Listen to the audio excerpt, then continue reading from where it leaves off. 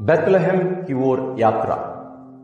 इस आगमन काल में हम बेथलेहम की ओर यात्रा कर रहे हैं 25 तारीख प्रभु यीशु का जन्मोत्सव मनाने के लिए, और हम यात्रा कर रहे हैं उस बेथलेहम की ओर।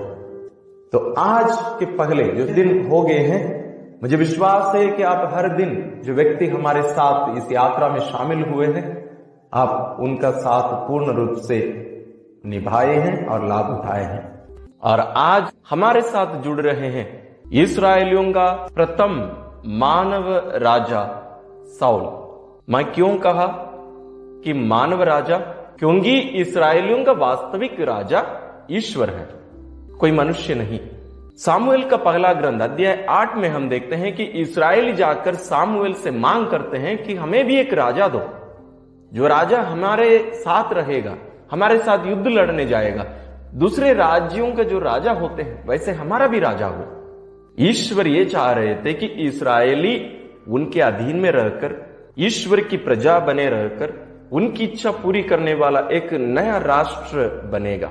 लेकिन इस्राएली दूसरे राज्य के समान, दूसरे राजा के समान अपने लिए एक राजा की मांग कर बैठती है और ईश्वर दुखी हो जाते हैं। इसलिए अध्याय 8 पद संख्या 7 में हम देखते हैं, प्रभु ने सामुएल से कहा, लोगों की हर मांग पूरी करो, क्योंकि वे तुमको नहीं बल्कि मुझको अस्वीकार कर रहे हैं।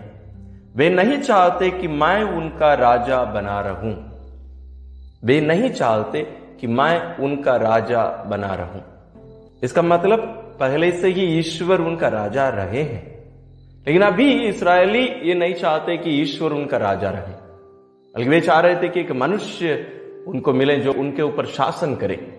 इसलिए ईश्वर सामुएल को आदेश देते हैं कि वो जाकर एक व्यक्ति जिनको ईश्वर उन्हें दूसरे दिन दिखाएंगे, उनका अभिषेक करे। और अध्याय 9 और 10 में हम देखते हैं कि सामुएल साउल से मिलते हैं और उनका अभिषेक करते हैं, और साउल इस्राएलियों का पहला मानव राजा के रूप में शासन करना शुरू करते हैं। इसके विस्तार रूप में जानने के लिए आप अध्याय 9 और 10 जरूर पढ़िएगा। बहुत अच्छा से इसको समझ पाएंगे। बहुत रोचक रूप से ये हमारे सामने प्रस्तुत किया गया है। तो जब राजा बन जाता है साउल, ईश्वर उनके द्वारा बहुत सारे राष्ट्रों को उनके अधीन में करने लगते हैं। लेकिन बाद में साउल धीरे धीरे दूसरे राजाओं के समान बनना शुरू कर देता है। कहने का मतलब वो अपने मन की इच्छाएं पूरी करने लगता है। ईश्वर जो उनसे जो कहते हैं उसको वो नहीं करता है, क्योंकि यहां अभिषेक का मतलब यह होता है कि ईश्वर जिस व्यक्ति को अभिषेक करते हैं वो व्यक्ति उनका प्रतिनिधि है, ईश्वर का प्रतिनिधि है। तो ईश्वर जो कुछ कहेंगे वो व्यक्ति वही कार्य करना है, वो उनका आदेश है, उसको उनको पूरा करना है। उसी के लिए उनका अभिषेक हुआ है। यदि आप बपतिस्मा ग्रहण किए हैं तो आप भी अभिषिक्त हैं। कहने का मतलब ईश्वर आपको अपने पुरोहित के रूप में, अपने राजा के रूप में, अपने नबी के रूप में आपका अभिषेक किया है। ये कलीसिया हमें सिखाती है। प्रभु यीशु जो राजा हैं, प्रभु यीशु जो पुरोहित हैं, प्रभु यीशु जो नबी हैं, हम भी उनके समान इन सभी जो कार्य वे करते हैं और जो हैं वे उनके हम भी सहभागी हैं।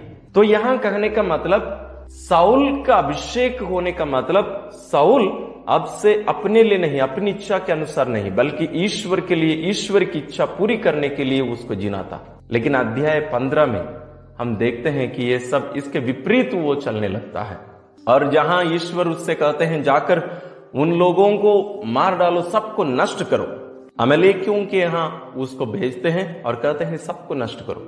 लेकिन वैसे वो नहीं करते हैं। वो क्या करते हैं? चीजों को बचाकर लेके आ आते हैं, जानवरों को, मोटे जानवरों को लेकर आते हैं ताकि ईश्वर की बलि चढ़ाएं, ईश्वर के नाम की वो स्तुति के लिए, उसकी महिमा के लिए बलि चढ़ाने के लिए जानवरों को बचाकर लेकर आते हैं।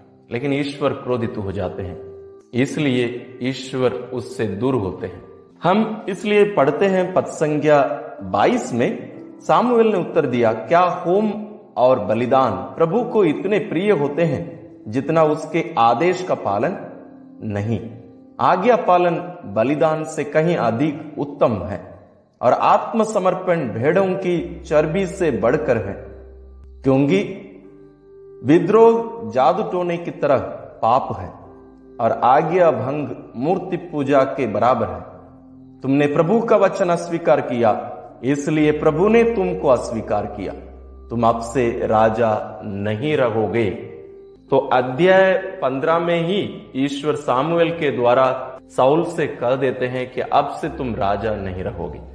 उसके दूसरे अध्याय में ही यानी अध्याय 16 में ही हम देखते हैं दाऊद को साउल के द्वारा ईश्वर अपना राजा चुन लेते हैं। इसी पुस्तक में, इसी ग्रंथ के आखिरी अध्याय यानी पद संख्या 31 में हम देखते हैं कि वहां राजा साउल की मृत्यु होती है। 15 से 31 के बीच में की जो बातें हैं साउल और दाऊद के बीच की लड़ाई, यानी यहां साउल दाऊद से बहुत जलने लगता है तो उसको मरवाना चाहता है। उनके बीच की ये जो खींचातानी ही, उसके बीच की जितने भी अध्याय हैं पूरा वही बात है। ये इस्राएलियों का पहला मानव राजा। अब हम इस राजा की दृष्टिकोण से हम वास्तविक राजा प्रभु यीशु के जन्म के बारे में हम थोड़ा सा मनन चिंतन करते हैं। साउल जब यीशु के जन्म को देखते हैं जरूर वे मन में सोचते होंगे और हमें जरूर बताते हैं कि वे एक साधारण मानव राजा रहे, लेकिन वास्तविक राजा, इस्राएलियों का राजा ये प्रभु यीशु हैं। और हम बाइबल से ये भी जानते हैं कि साउल 1-2 प्रांत के राजा थे, वो संपूर्ण इस्राएल के राजा वो नहीं थे। संपूर्ण एक राष्ट्र दाऊद के राज्य काल में बनता है। सभी लोग मिलकर राजा दाऊद को राजा के रूप में स्वीकार करते हैं, साउल को नहीं। और यीशु जो दाऊद का पुत्र कहलाते हैं वो अभी राजा के रूप में यहां जन्मे हैं।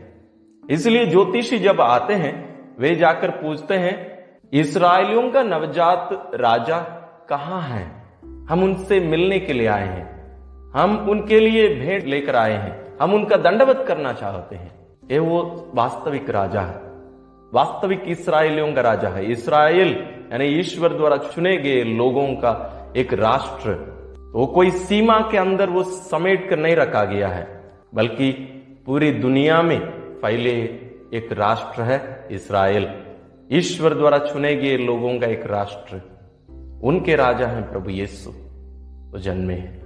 और ये राजा शासन करने का जैसे दुनिया के राजा करते हैं वैसे नहीं, जहां राजा सेवा कराते हैं, लेकिन ये एक वास्तविक राजा जो बेतलहम में जन्मा है वो सेवा करने आया है और बहुतों के उद्धार के लिए अपना प्राण निछावर करने आया है, अपनी प्रजा को छुड़ाने के लिए, अपने राष्ट्र के निर्माण के लिए अपना खून बहाने आया है, अपना बलि चढ़ाने आया है। यह है वास्तविक राजा।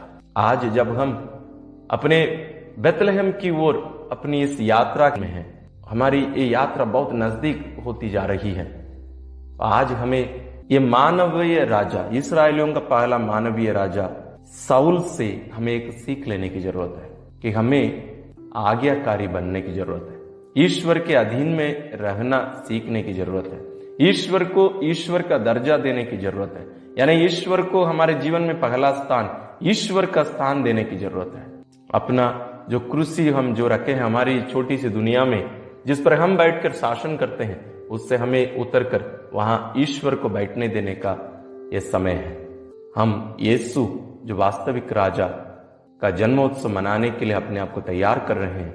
हम अपने इस दुनिया को, जो छोटी सी दुनिया में हम जो जी रहे हैं, हमारी स्वयं की जो दुनिया है, उसमें हम एक आसन हम तैयार करके रखे हैं जहां प्रभु यीशु बैठे हैं। हमारे जीवन के उस मध्य रेखा में, मध्य स्थान पर, केंद्र पर यीशु रहकर शासन करने हम दें, तब हमारे लिए एक क्रिस्त जयंती, एक वास्तविक क्रिस्त जयंती होगी। ईश्वर जो हमारे साथ रहने के लिए आया है, उनके लिए ईश्वर का वो स्थान, प्रथम स्थान देने की जरूरत है। आइए हम प्रार्थना करें। हे परम पावन पिता, हम आपको धन्यवाद देते हैं, आपके पुत्र हमारे मुक्तिदाता प्रभु यीशु वास्तविक राजा के लिए, जो बेतलहम में जन्मे और अपने आप को बलि चढ़ाकर हमें खरीद लिए हैं। आपके राष्ट्र में सहभागी होने के लिए, हमें सदस्य बनाने के लिए, आपकी प्रजा बनाने के लिए, आपकी संतान हमें बनाने के लिए वे अपना लहू बहाकर उस लहू के कीमत पर हमें खरीदे हैं। इसलिए हम आपको धन्यवाद देते हैं प्यारे पिता। और हम प्रार्थना करते हैं, हमें भी शिक्षा दीजिए। हम राजा साउल के समान नहीं, बल्कि आपके पुत्र यीशु के समान, वास्तविक राजा के समान हम सेवा करने वाले, आपके अधीन में रहकर आपकी इच्छा, आपकी आज्ञा पूरी करने वाले हमें बनाइए, ताकि हमारी ये यात्रा, हम जो बेतलहम की ओर कर रहे हैं आपके पुत्र के जन्मोत्सव मनाने की, ये यात्रा सफल रहे। हम ये प्रार्थना करते हैं अपने प्रभु क्रिस्त के द्वारा, आमीन। आज साउल जो प्रथम राजा है वो हमारे साथ हैं। आप उनके साथ समय बिताइए, उनसे सीखिए, ताकि हमारी ये जो यात्रा हम बेतलहम की ओर कर रहे हैं प्रभु यीशु के जन्मोत्सव मनाने के लिए, ये एक वास्तविक सफलतापूर्वक सच्चा एक यात्रा बने और हम योग्य रीति से प्रभु यीशु का जन्मोत्सव मना सके। ईश्वर आपको आशीष प्रदान करे।